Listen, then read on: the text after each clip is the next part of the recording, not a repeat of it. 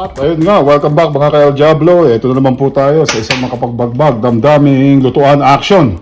Ngayong araw na to, subukan nating magprito ng hipon. Kung nakikita nyo, binalatan, hipon ang main ingredient. Binalatan na natin. Wala siyang, walang balat, skin. Yung binalatan natin. But anyways, mga ka-El Diablo, magandang tanghali umaga sa inyong lahat dyan, gabi, at kung saan man kayo nandoon bago natin simulan na itong ating teleserye, lutuan action. Anyways, ingredients, hipon, ano? Your choice. Itlog. Bakihin nyo, isa lang ang ginamit ko yata. Asin, as per usual, katulad kung paano ko piniprito yung manok ko, subukan natin. Tapos garlic powder. At asin, so garlic powder. Asin, garlic powder. At siyempre, huwag kakalimutan, maraming harina. So yan, ilalagay lang natin dito, haluin natin yan, ha? Sige, unti-unti natin, ilagay natin yung, teka, maganda muna kung asin, ano? Asinan nyo muna. As per usual, asin.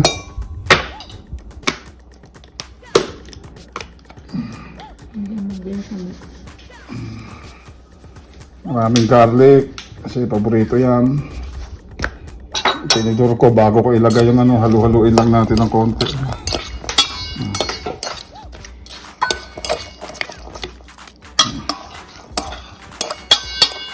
Haluin nyo. Tapos yan, ilagay nyo lang naman tong simple lang naman yan. Lagay nyo to.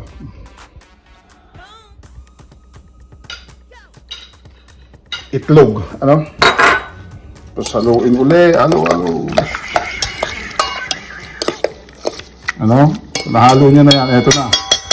Harina lang naman. Ganun lang kasimple. Tapos magpainit na kayo ng mantika. Kailangan ng mantika. Sige, papakita ko sa inyo yung final nito. Hahaluin ko lang to. Other than that, magpainit kayo ng mantika. Okay? Next! Ano nangyari? Hinalo-halo ko. Yung iba parang ilan lang natin dyan. Maraming harina. Kasi may konting pakapit lang naman para kumapal siya. Pero other than that, piniritong hipon lang naman ito. Nilagyan lang natin ng konting breading, coating. Siya, hintayin natin na uminit yung ating mantika. You know, and then ihuhulog natin to isa-isa. Meron naman yung iba, ginagawa yata parang babalatan to tapos ihuhulog muna na ganyan sa harina or whatever. Tapos pwede rin siguro na, pwede yun, ganun, i-roll yun lang. Pero akin, hinalo ko na para instant na lang, isang bugahan na lang, isang lagayan na lang. Anyways, next, mga ka-El Diablo, sa piniritong hipon. Ipaupuin nyo ng kinalog ko. Para umano yung kumapal ng konti yung arena. Other than that, mainit na yung yung maghuhulog ako. We'll see kung anong mangyari, ha, mga ka-El Diablo. Pinainit natin yung ating mantika natin, Okay, maghuhulog ako ng ilang piraso. Okay, next. Ayun nga yung unang batch natin sa kasi recycle yung mantika natin, kaya medyo siguro mabula dahil sa mga recycle. Malinis pa naman. Anyways, magpainit kayo ng mantika. Sa mga bago't luma, maraming salamat sa pagsubaybay sa ating channel. At may super thanks, join, mag-comment po tayo. At mag-share po tayo mga ka-El Diablo, ha? At ayan, hintayin natin yung nakalabasan na ito at malamang final. Nagbabrown na. Oras, time, bantayan nyo lang para hindi masunog. Ayan ang niyan, nilabasan ng other than that. Pauupuin ko yan dyan siguro mga tops. 10 minutes, okay? A and B, okay? Pakita ko sa inyo yung final nito, mga ka-El Diablo, okay? Next. Yan nga nangyari, mga ka-El Diablo. Lagyan nyo ng konting green or whatever. Hindi natin lalagyan. But anyways, yan yung ating buttered o inarinahan ng pinirito na shrimp, na hipon. Ganun lang kasimple. 10 minutes, done.